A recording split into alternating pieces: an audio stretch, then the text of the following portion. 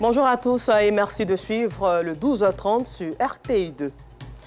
L'escale 225 du jour nous conduira à la découverte du premier complexe hôtelier de la ville d'Abidjan qui a vu séjourner en son sein le premier président de la République de Côte d'Ivoire, Feu Félix Houphouët-Boigny et le général de Gaulle. Et puis hors de chez nous au Bénin, un peu moins d'1 millier d'hommes ont été mobilisés pour l'opération Métropolis 2024 dont l'objectif est d'être opérationnel et efficace en cas d'attaque djihadiste en zone urbaine. Encore merci d'être en notre compagnie sur RTI2 et bon appétit si vous êtes à table. Il profite d'un emplacement de choix entre la lagune Ébrié et le centre des affaires, le quartier du Plateau. Lui, c'est le premier complexe hôtelier de charme, le Grand Hôtel d'Abidjan, que nous découvrons avec Adama Kone, Fatima Ouattara et Dieudonné Siloué. En plein cœur de la commune du Plateau, le premier hôtel du district autonome d'Abidjan. Bien plus qu'un simple lieu de séjour, cet endroit fait désormais partie du patrimoine culturel ivoirien. Vieux de 69 ans, ce complexe hôtelier est un témoin oculaire de l'époque coloniale.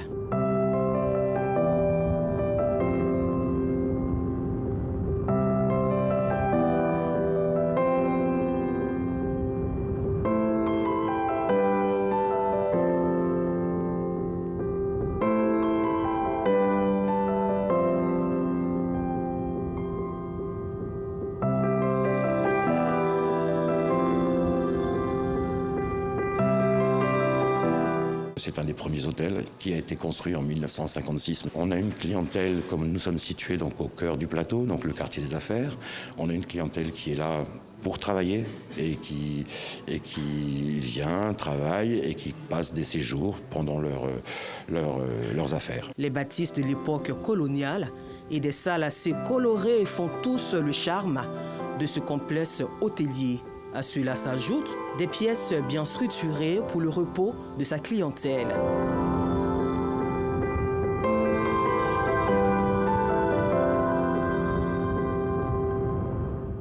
On offre à notre clientèle donc des salles qui peuvent recevoir jusqu'à 350 personnes en dîner et jusqu'à 500 personnes également donc en séminaire.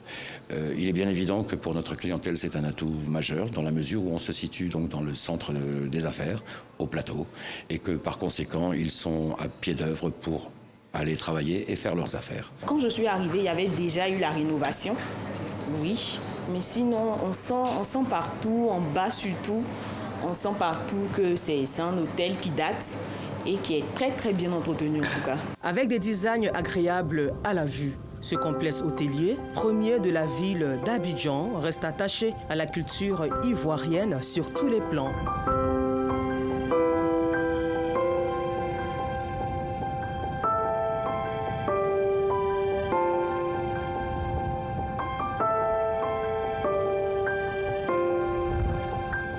C'est primordial de garder l'identité de cet hôtel. Notre identité, c'est la Côte d'Ivoire, et la Côte d'Ivoire a des mets et des boissons qui sont propres au pays, et il est important de le garder, et ainsi ça leur fait découvrir à notre clientèle les mets africains, comme par exemple le kedjenou, comme la tiéké. Ce sont des choses que les gens qui viennent ici n'ont pas l'habitude de goûter, et je trouve que c'est très important de pouvoir garder notre identité.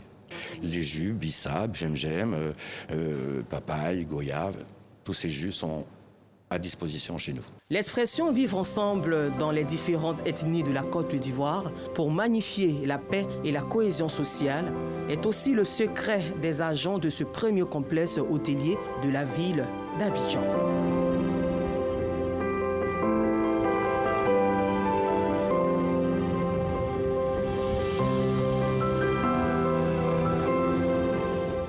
On a nous-mêmes créé une bonne ambiance, voilà, parce que pour travailler ensemble, il faut vivre bien. Donc tout va bien, à notre niveau ça va. Ce premier complexe hôtelier de la ville d'Abidjan a vu séjourner en son sein d'illustres personnalités, notamment le premier président de la République de Côte d'Ivoire, Feu Félix Houphouët-Boigny, et le général Charles de Gaulle. Depuis le dimanche 11 février, la Côte d'Ivoire est championne de la Coupe d'Afrique des Nations 2023, résultat qui équivaut à 3 étoiles sur les maillots. Après cette victoire, certains vendeurs d'articles aux couleurs du drapeau ivoirien dans la commune d'Adjamé ont du mal à évacuer leurs marchandises. Ils sont obligés d'ajouter une 3e étoile dans le but d'attirer plus de clients. Ceux qui ont eu la chance de couler leurs articles se sont reconvertis en marchands d'articles de la Saint-Valentin à Sitandiara, Aïcha Guéré. Commune d'Adjamé. Après la victoire des éléphants de Côte d'Ivoire face aux aigles verts du Nigeria le dimanche dernier, ce n'est plus la période de bonnes affaires pour les commerçants des articles de la CAN. Les maillots, ça va, mais c'est pas comme au moment du CAN, quoi. Les prix sont restés intacts, on n'est pas diminué, on n'est pas augmenté aussi. Comme vous voyez, nos barrages sont restés, mais ça va un peu. Depuis la Côte d'Ivoire, on demande 3 étoiles, alors que c'est 2 étoiles qui sont restées chez nous. On a diminué le prix. Comme ça, par exemple, c'était 2000. Maintenant, c'est devenu 1500. D'autres viennent payer pour aller mettre 3 étoiles dessus. Pour écouler leur stock de marchandises, certains vendeurs sont obligés d'ajouter une 3e étoile sur les maillots afin d'attirer la clientèle. Les maillots de Côte d'Ivoire, en tout cas, ça marche un peu. Ce qui a fait que le marché est devenu un peu lent aujourd'hui, voilà, c'est à cause de 3e étoile. Voilà, nous avons cherché une solution pour placer notre 3e étoile, voilà, pour pouvoir revendre nos maillots. Le maillot 3 étoiles est vendu à un prix élevé par rapport aux 2 étoiles.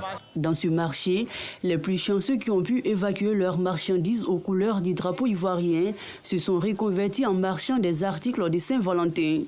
Par la grâce de Dieu, j'ai tout vendu mes maillots. Je suis dans Saint-Valentin. Sinon, ce n'était pas facile. Je n'ai pris des maillots. Tout ça, c'est les articles de Saint-Valentin. Vraiment, je suis contente. Depuis que la Côte d'Ivoire a gagné la Coupe d'Afrique des Nations qui s'est jouée à domicile, il y a un réel engouement pour les articles portant les 3 étoiles. Au chapitre éducation, lui, il a été élu à l'issue du 12e congrès extraordinaire de la FEICI, Fédération estudiantine et scolaire de Côte d'Ivoire. Camboussier a été investi hier dans ses attributs de secrétaire général en présence des autorités de l'enseignement supérieur. Gestion participative, transparente et efficiente du système éducatif ivoirien. C'est sous ce sceau que le nouveau secrétaire général de la FEICI entend placer son nouveau mandat, une investiture qui s'est tenue en présence de nos Sangaré.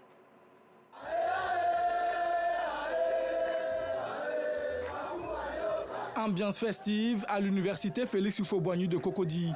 Issus des différentes sections de la Fédération estudiantine et scolaire de Côte d'Ivoire, ces élèves et étudiants ont effectué nombreux déplacements pour marquer leur adhésion au choix de celui qui les dirigera désormais. Élu pour la mandature 2023-2025, Camboussier a été investi en présence des autorités universitaires et du ministère des tutelles. Investi dans ses attributs de secrétaire général, Camboussier s'engage à revenir aux fondamentaux de l'organisation. Aucune organisation ne peut naître avec pour objectif d'être violente. Donc ça, c'est un facteur qu'il faut estimer déjà. On va déjà préparer une plateforme de revendications qui comporte les différents problèmes que nous allons trouver sur le terrain, que nous allons soumettre aux différentes tutelles afin que des conditions soient créées dans de brefs délais pour trouver des solutions. Mais ce qui ne rentre pas dans le domaine de la défense des intérêts des étudiants, on ne va pas le faire. La ponction sur la bourse qui ne rentre pas dans ça, on a mis fait à ça. Les locations des chambres, on a mis fait à ça. Tout ça, ça ne rentre pas dans le sens de la défense des intérêts des étudiants du Côte d'Ivoire. Pour l'atteinte de ces objectifs, le nouveau secrétaire général peut compter sur le soutien de diverses personnalités. Je suis présent pour un message de félicitations et d'encouragement au nom de son Excellence l'ambassadeur Éric Tabar et témoigner sa totale disponibilité pour accompagner toutes les activités que ce monde estudiantin souhaiterait mener. On parle de FEICI, on parle de violence, on parle d'incompréhension. Si nous, les grands frères, entre guillemets, qui ne sont plus étudiants, mais qui travaillons maintenant, si on ne revient pas vers eux pour leur donner les rudiments de la bonne conduite, je pense qu'on sera toujours en train de les blâmer. Nous sommes venus le soutenir dans sa nouvelle vision qui est de repositionner la FEICI. Il a bien commencé, d'abord en donnant confiance aux étudiants, à tous les étudiants, toutes les sensibilités syndicales y comprises. Mais pour rassurer les étudiants de ce que la FEICI est là pour leurs problèmes, mais pas pour aller contre ces étudiants, leurs intérêts. Surtout les problèmes de chambre, les systèmes universels, les problèmes de bourse et autres. Donc nous sommes venus quand même le soutenir dans cette action qui a commencé à mener déjà.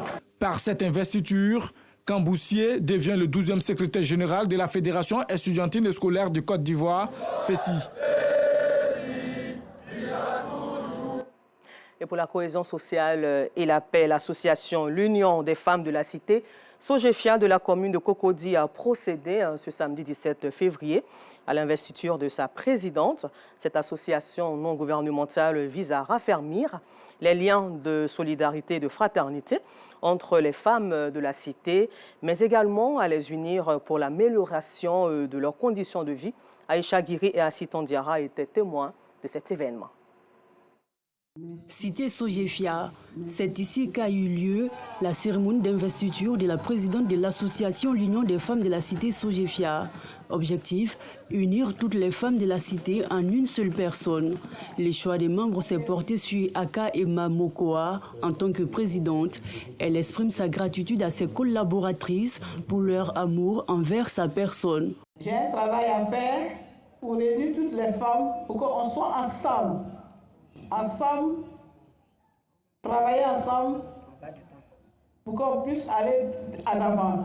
Les mamans de la Sogefia, mettons-nous ensemble. La marraine est là, elle nous regarde. Elle ne va pas nous abandonner. Yolande Yassé, marraine de la cérémonie, n'a pas manqué d'inviter les membres de cette association à prôner l'union et la solidarité. Je leur demande de rester unis, puisque l'union fait la force. C'est ensemble qu'elles vont réussir à fédérer, à capitaliser toutes leurs énergies et toutes leurs actions pour atteindre bien sûr leurs objectifs. Cette association est une aubaine pour les femmes de la cité Sogefia.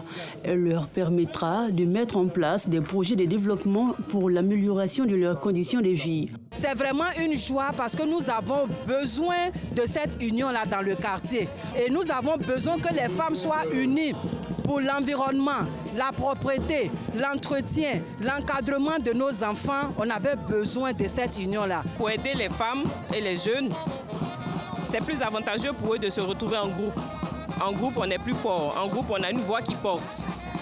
Donc maintenant qu'ils se sont rassemblés, nous, le seul conseil qu'on peut leur demander, c'est d'élaborer des projets. Nous invitons les populations à se regrouper aussi en association, en mutuelle.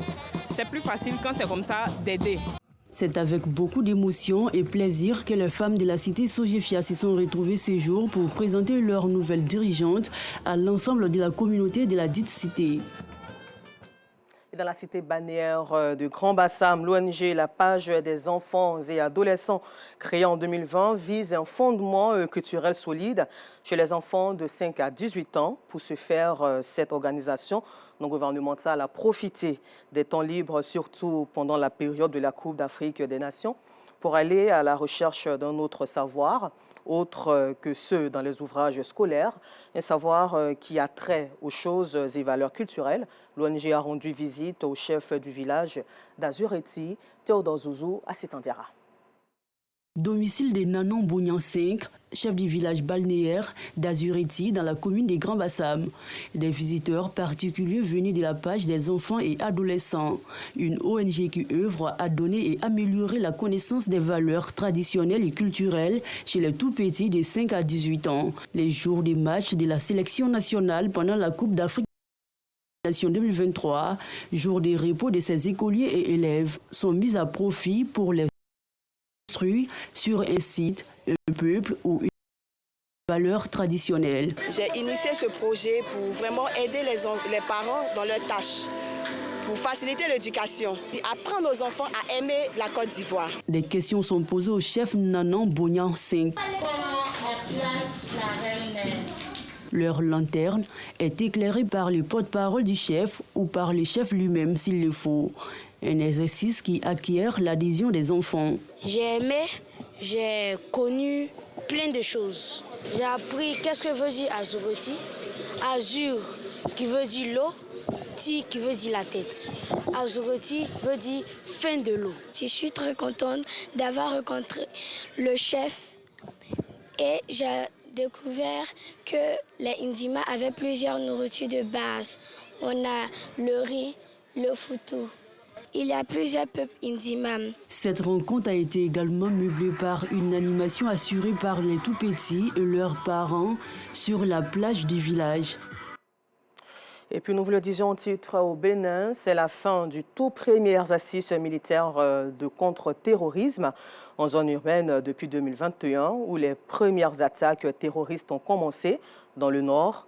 Un peu moins d'1 millier d'hommes ont été mobilisés pour l'opération Métropolis 2024 qui s'est achevée en fin de semaine. L'objectif est d'être opérationnel et efficace en cas d'attaque en zone urbaine. Et puis nous terminons ce temps d'information au Sénégal où l'État a mis fin à la récente commission d'enquête parlementaire créée pour éclaircir l'invalidation de la candidature de Karim Wade à la présidentielle initialement prévue le 25 février.